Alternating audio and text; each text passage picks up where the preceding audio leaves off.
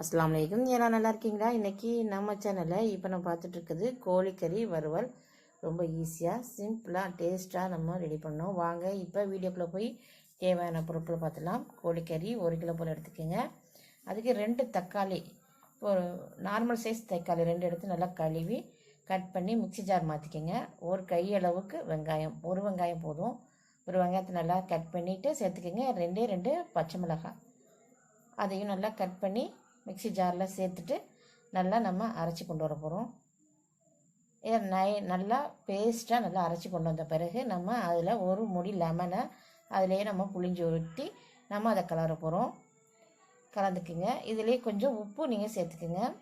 அதுக்கப்புறம் நம்ம கழுவி வச்சுருக்க அந்த கோழிக்கறி எல்லாத்தையும் ஒரு பாத்திரத்துக்கு மாற்றிட்டு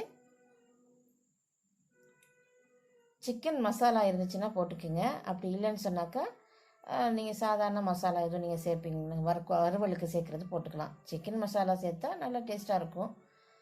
இஞ்சி பூண்டு அரைச்சது 1 ஸ்பூன் சேர்த்துக்குங்க. தயிர் 1/2 பாக்கெட் சேர்த்துக்குங்க. நம்ம அரைச்சி வச்சுருக்க அந்த விழுதுகள் எல்லாத்தையும் அதிலே சேர்த்துருங்க.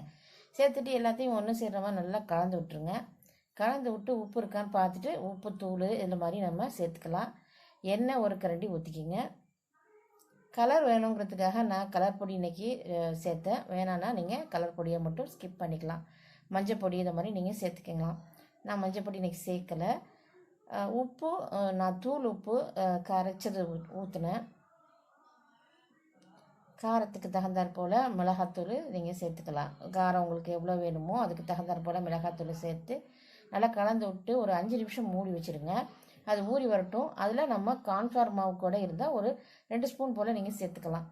சேர்த்துட்டு வேணான்னா அதையும் நீங்கள் ஸ்கிப் பண்ணிக்கலாம். அதுக்கப்புறம் எண்ணெய் சட்டி சூடு காட்டிட்டு நம்ம ஒன்று ஒன்றா எடுத்து போட்டோம்னா சூப்பரான சுவையான டேஸ்ட்டில் செமையான கோழி வறுவல் நமக்கு கிடைக்கும். இந்த மாதிரி ஒரு தடவை நீங்கள் ட்ரை பண்ணி பாருங்கள்.